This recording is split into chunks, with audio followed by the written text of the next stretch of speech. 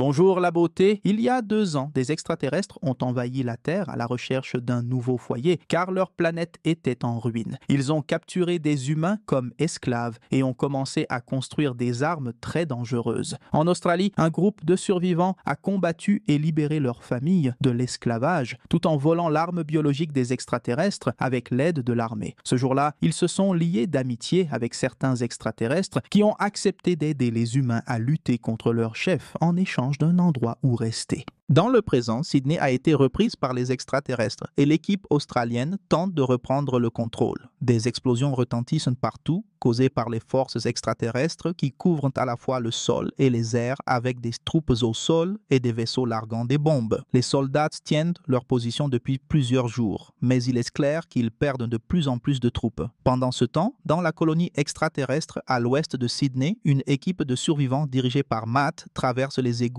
pour infiltrer le grand vaisseau extraterrestre. Ils y parviennent grâce à des informations secrètes partagées par un allié extraterrestre. Une fois confirmée leur présence à l'intérieur, l'armée envoie ses jets qui ouvrent le feu sur le vaisseau comme diversion. Les extraterrestres déploient immédiatement plus d'aéronefs pour engager le combat aérien. L'équipe de Matt pénètre dans le vaisseau et certains extraterrestres se faisant passer pour des gardes commencent à tirer sur leurs collègues, étant en réalité du côté des humains. Pendant que les extraterrestres s'affrontent, Matt et son équipe trouvent une cage qu'ils désactivent pour libérer plusieurs prisonniers humains. L'équipe évacue immédiatement les prisonniers, mais Matt hésite en voyant 3 enfants extraterrestres. Après une brève réflexion, il décide de ne pas leur tirer dessus et retourne au combat. En éliminant d'autres ennemis, Matt atteint la salle de contrôle, ignorant que les jets transmettent des avertissements d'une attaque imminente. Alors qu'il examine les fichiers sur l'ordinateur, un grand commandant extraterrestre surgit et tue l'un des soldats. L'équipe s'unit pour attaquer simultanément, mais l'extraterrestre est si puissant qu'il neutralise tout le monde en quelques secondes. Cependant, ce n'était qu'une diversion pour placer une grenade sur l'armure de l'extraterrestre qui explose rapidement, tuant la créature. Matt récupère son casque et quitte le vaisseau avec son équipe et les prisonniers juste à temps pour que les jets détruisent toute la structure. Pendant ce temps, Amelia, Abraham et un allié extraterrestre nommé Gary se faufilent dans les ruines.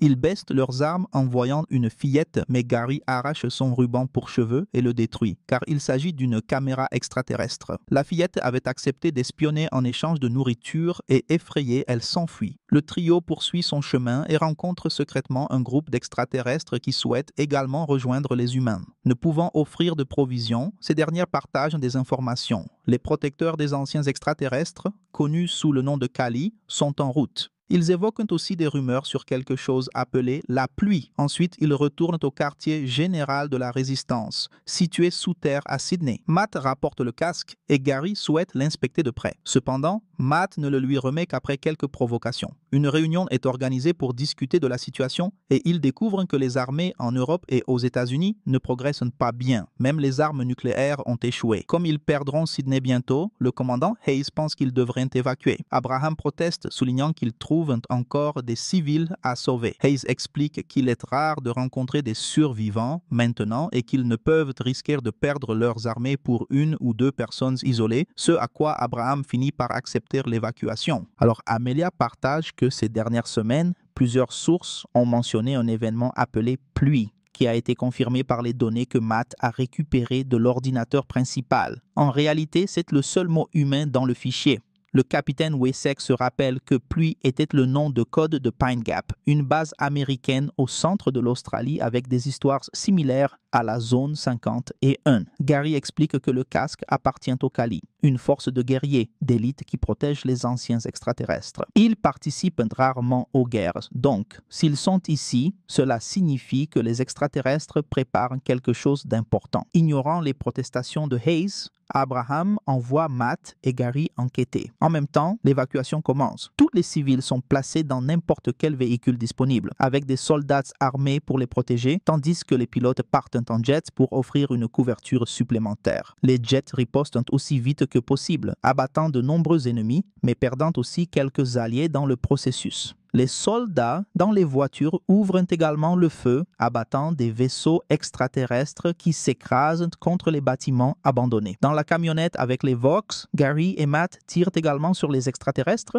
mais ils sont surpris de découvrir que Marcus, le frère d'Amelia, s'est caché dans la camionnette. Matt veut qu'ils descendent, mais Gary dit qu'il pourrait avoir besoin de son aide. Peu après, l'arrière d'un des bus prend feu, forçant les civils à se tasser à l'avant, tandis que les soldats se précipitent pour protéger l'ouverture à l'arrière. Les jets sont repoussés de la route par les vaisseaux extraterrestres, mais les pilotes parviennent à revenir à temps pour détruire quelques ennemis avant qu'ils ne puissent attaquer les bus. Puis, les forces terrestres des extraterrestres attaquent le quartier général de la Résistance où certains soldats terminent encore l'évacuation. Un échange de tirs commence et ils guident les civils restants à travers un tunnel pour les faire monter dans des camions. Hayes a ordonné que les humains partent en premier et que les extraterrestres attendent, ce qu'Amelia désapprouve. Soudain, une explosion fait trembler le tunnel et le plafond commence à s'effondrer avant qu'une deuxième explosion à l'entrée annonce l'arrivée des extraterrestres. Le combat continue pendant que les soldats font de leur mieux pour protéger les civils en fuite,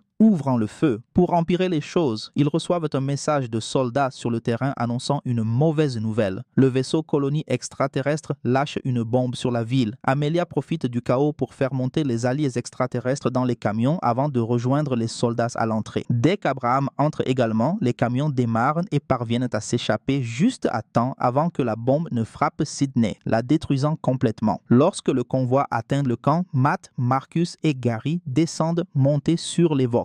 Pendant le trajet, ils aperçoivent de nombreux vaisseaux écrasés et des structures extraterrestres. Les autres véhicules arrivent à une base militaire dans les montagnes bleues, où tous les alliés extraterrestres sont séparés des humains pour vérification. Hayes est en charge de cette base et organise une visite guidée pour le groupe d'Amelia. La base est un complexe de recherche militaire des années 50 qui abritait des projets secrets avant d'être fortifié pour la guerre. On y trouve des services médicaux, une énergie hydroélectrique et même une flotte complète de jets. Hayes révèle également qu'ils utilisent de la technologie extraterrestre pour améliorer les avions humains, espérant ainsi un combat plus équitable. Pendant ce temps, le groupe de Matt découvre un groupe d'humains courant à travers un champ, poursuivis par des vaisseaux extraterrestres qui leur tirent dessus pour les tuer. Marcus veut les aider, mais ils n'ont pas les moyens pour cela. Ils remarquent que les gardes possèdent une voiture volante, alors Gary va leur parler. Dès que les gardes se distraient, Matt ouvre le feu et Gary le rejoint, éliminant rapidement les gardes. Ensuite, Gary active le système de la voiture et Marcus prend le contrôle du canon pour commencer à abattre les vaisseaux. Des soldats Kali dangereux arrivent, alors Gary décolle et Matt pense qu'il a été abandonné, mais le véhicule ennemi vole au-dessus de lui, lui permettant de s'y accrocher. Les aéronefs se joignent rapidement à la poursuite et parviennent même à toucher le véhicule de Gary, mais sans causer de dégâts. Pendant que Marcus continue de tirer et de faire tomber les vaisseaux, un autre véhicule les rattrape et commence à heurter celui de Gary, qui accélère pour tenter de le semer. L'extraterrestre dans l'autre voiture tire également sur eux, alors Matt monte sur le toit pour affronter la créature. Ils échangent quelques coups et l'extraterrestre manque de pousser Matt dans le vide. Mais celui-ci parvient à ouvrir la trappe supérieure. Le conducteur referme la trappe pour le repousser, tandis que Marcus tire sur l'extraterrestre au canon, offrant un répit à Matt. Le combat continue et l'extraterrestre place un explosif sur la poitrine de Matt, mais celui-ci ouvre à nouveau la trappe et lance l'explosif sur le conducteur. Ensuite, il saute du véhicule juste avant qu'il n'explose. Malheureusement, l'extraterrestre survit au crash et revient pour continuer à se battre avec Matt. La créature attrape son visage et tente de le pousser vers les propulseurs du véhicule. Mais à ce moment-là, le Vox surgit en courant, renverse l'extraterrestre et le dévore. Matt est secouru par Marcus et Gary, qui lui expliquent que les extraterrestres ici cherchaient également pluie. À la base, Amelia et Dennis réalisent qu'ils n'ont pas vu les extraterrestres amicaux depuis des jours et interrogent Robin, la petite amie pilote de Dennis, à ce sujet. Cependant, elles défendent le protocole de Hayes et affirment que tout le monde ne combat pas pour la paix. Après son départ, Dennis révèle qu'il a volé son passe de sécurité. Il distrait les gardes pendant qu'Amelia se faufile dans la zone restreinte. Elle découvre un immense laboratoire et, à l'intérieur d'une tente, l'arme biologique que Matt avait récupérée 2 ans auparavant. Amelia informe Dennis par radio de ce qu'elle a trouvé, mais doit rapidement fuir car la tente commence à se remplir de gaz. Elle court dans un tunnel en plastique et glisse jusqu'à un couloir où elle découvre que tous les extraterrestres et Vox sont enfermés dans des cellules, torturés ou utilisés pour des expériences. Beaucoup d'entre eux sont presque morts ou déjà décédés. Amelia tente d'ouvrir les portes pour les libérer, mais elle est rapidement encerclée par les hommes de Hayes et capturée. Pendant ce temps, le groupe de Matt installe un campement avec les Vox et Matt désapprouve toujours la présence des extraterrestres. Soudain, ils entendent un rugissement au loin que Gary reconnaît comme celui d'un Zélique. Un énorme prédateur qui aime manger les Vox, le Zélique descend de la montagne et le trio ouvre rapidement le feu. Malheureusement, leurs armes sont inefficaces contre la peau épaisse du monstre qui se rapproche des Vox. Matt tente de courir vers eux pour les aider, mais le véhicule explose et il est projeté en arrière. L'explosion a été causée par 2 guerriers Kali que Gary commence à affronter. Il tire sur l'un avec son pistolet extraterrestre, mais le second le désarme avec une épée et exige de savoir où se trouve Pluie. Gary révèle qu'il possède également une épée et les 2 extraterrestres commencent un duel acharné croisant leurs lames. Gary est un bon combattant, mais pas assez pour empêcher son adversaire de prendre le dessus. Pendant ce temps, Marcus continue de tirer sur le Zélique tandis que les Vox l'attaquent également. Malheureusement, la créature renverse rapidement un Vox et assomme Marcus. Alors que le Zélique s'apprête à le dévorer, Matt commence à lui tirer dessus, mais son arme s'épuise. Le Zélique se prépare à l'achever lorsqu'une explosion le frappe, le tuant instantanément. Le guerrier Kali est distrait par cela et Gary en profite pour l'éliminer. Une lumière apparaît au loin et Matt se prépare à tirer, mais c'est Peter et sa fille Bella. Après avoir échappé il y a 2 ans, ils se sont séparés du groupe de combat et se sont installés dans un village caché près des montagnes avec d'autres survivants. Le trio est conduit dans ce village et les habitants sont très effrayés par Gary. Heureusement, Marcus se réveille sans blessure grave. Gary mentionne qu'il a entendu parler de Peter écrasant la tête d'un prisonnier extraterrestre il y a 2 ans. Et Peter explique qu'il n'est pas fier de ce qu'il a fait. Peu après, les habitants se rassemblent devant la maison de Peter, exigeant la tête de Gary. Peter refuse de livrer Gary, tandis que Marcus se précipite pour se placer entre les Vox et la foule en colère. Les villageois se préparent à envahir la maison de Peter par la force, mais Gary sort et leur dit qu'ils peuvent essayer de se venger. Un combat commence et même Peter aide Gary, mais ils sont 2 contre une foule nombreuse, ce qui les désavantage. Les villageois retiennent Peter tandis qu'ils battent Gary, jusqu'à ce que Matt tire en l'air pour les disperser. Après le départ des villageois, Peter et Bella annoncent qu'ils aideront Matt dans sa mission. À la base, Hayes ordonne à ses hommes d'arrêter Amelia, mais il est interrompu par Abraham et son équipe. Amelia raconte ce qu'elle a vu et Hayes partage les détails. Il tente d'inverser l'arme biologique pour tuer les extraterrestres. Comme elle agit sur l'ADN, elle ne distinguera pas les bons extraterrestres des mauvais. Abraham souligne que c'est un génocide, mais Hayes n'en a cure et rappelle que les extraterrestres trouveront bientôt la base. Soudain, les hommes de Hayes dégainent leurs armes et l'équipe d'Abraham fait de même en réponse, créant une impasse. À ce moment-là, Wessex arrive avec son équipe et Hayes leur ordonne d'abattre le groupe d'Abraham. Cependant, en apprenant le plan de génocide, Wessex ordonne l'arrestation de Hayes, laissant Abraham prendre le commandement. Puis, l'alarme retentit annonçant l'arrivée des extraterrestres. 3 énormes vaisseaux ouvrent immédiatement le feu sur la base, détruisant sa source d'énergie. Le système s'effondre et ils ne parviennent pas à contacter les pilotes. Soudain, un message extraterrestre est diffusé dans les haut-parleurs. Il menace de détruire la base à moins qu'Amelia ne se rende. Ses amis ne veulent pas qu'elle y aille, mais Amelia pense que c'est la meilleure chose à faire.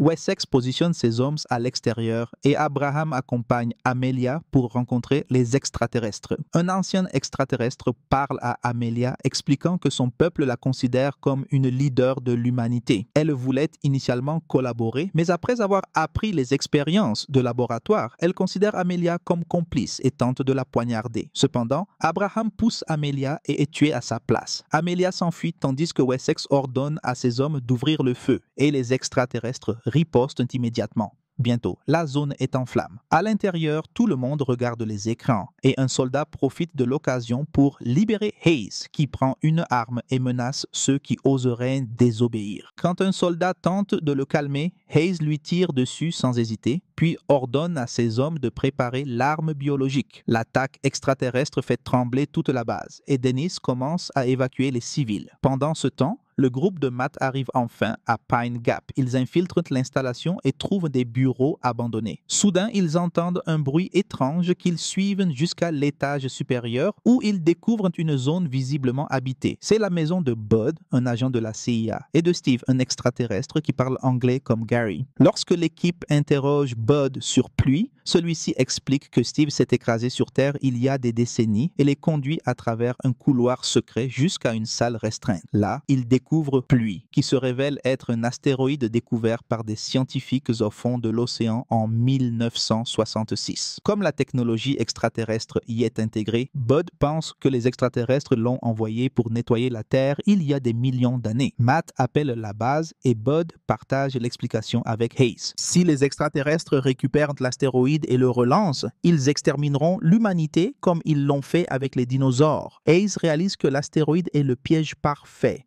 Ils peuvent y placer l'arme biologique et laisser les extraterrestres l'emporter.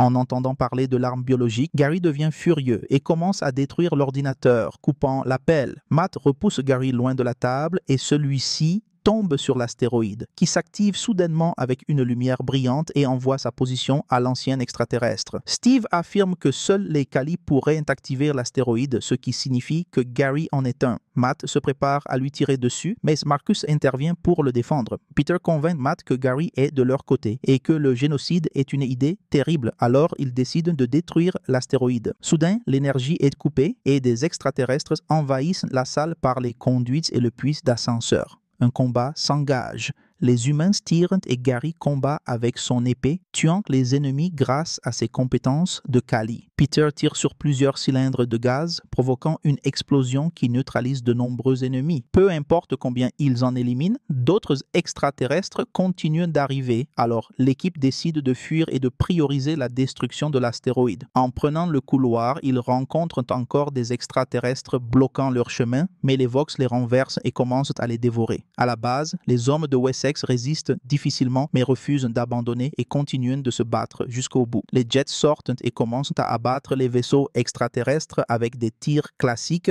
mais ils disposent également de missiles contenant l'arme biologique, prêtes à être utilisées au bon moment. Amelia entre et rejoint Dennis pour effrayer l'officier des communications. Dennis change la fréquence pour contacter Robin et Amelia lui parle des expériences et du génocide. Malheureusement, le message est diffusé dans toute la base et Hayes contacte également Robin pour lui rappeler ses ordres. Robin décide de reculer et ordonne aux autres pilotes de faire de même, mais un soldat loyal à Hayes avance et tire un missile sur l'un des immenses vaisseaux extraterrestres. L'explosion fait tomber le vaisseau et le gaz commence à se répandre, tuant de nombreux extraterrestres à l'extérieur. Wessex et ses hommes se précipitent à l'intérieur et ouvrent le feu sur Hayes et ses soldats pour reprendre le contrôle de la base. Cependant, Hayes s'échappe par une porte arrière, laissant ses hommes se battre. Il atteint le laboratoire souterrain où il découvre que le gaz mettra du temps à atteindre les cellules. Dans la salle des communications, Amelia et Dennis sont découverts par les soldats et pris dans une fusillade. Dennis se propose de rester en distraction pendant qu'Amelia court jusqu'au laboratoire, où elle neutralise rapidement un scientifique. Elle confronte ensuite Hayes, qui commence à la frapper. Amelia le frappe avec un réservoir de gaz et tente d'atteindre la console, mais Hayes commence à l'étrangler. Elle est cependant assez proche pour appuyer sur un bouton libérant le gaz dans la tente. Elle s'enfuit en verrouillant la porte, laissant Hayes mourir asphyxié. Wessex annonce ensuite dans les haut-parleurs que Hayes est mort et qu'il est le nouveau chef, ce qui pousse les soldats attaquant Dennis à cesser le feu. À Pine Gap, Matt, Marcus, Bella et Gary atteignent le couloir devant la salle de l'astéroïde, suivis de près par des extraterrestres. Avant qu'ils ne puissent se battre, le vaisseau extraterrestre utilise un rayon spécial pour détruire l'installation et faire s'envoler la salle contenant l'astéroïde. Le couloir avec l'équipe commence lentement à se diviser en deux et Gary se retrouve coincé dans la moitié qui tombe avec l'ennemi. Lorsque le couloir finit de se séparer, Matt court pour attraper la main de Gary et le sauve à la dernière seconde, l'appelant frère. Le vaisseau extraterrestre absorbe la salle et s'envole au loin tandis que Peter, Bud et Steve observent impuissants depuis le sol. À la base, Amelia libère les extraterrestres de leurs cellules pour qu'ils puissent être évacués avec les humains, bien que certains soient encore tués par le gaz. Alors que les camions partent avec les civils et quelques gardes, des soldats et des pilotes restent en arrière pour maintenir le feu ennemi sur eux. La base est détruite et Robin meurt avec les autres pilotes. Quelque temps plus tard, tous les survivants arrivent au village dans les montagnes. Peter revient également et annonce à Amelia la mauvaise nouvelle, et ils doivent maintenant élaborer un plan pour sauver leurs amis. Ainsi se termine L'invasion, occupation extraterrestre. Film de science-fiction et d'action de 2020, et je vous attends dans la prochaine vidéo.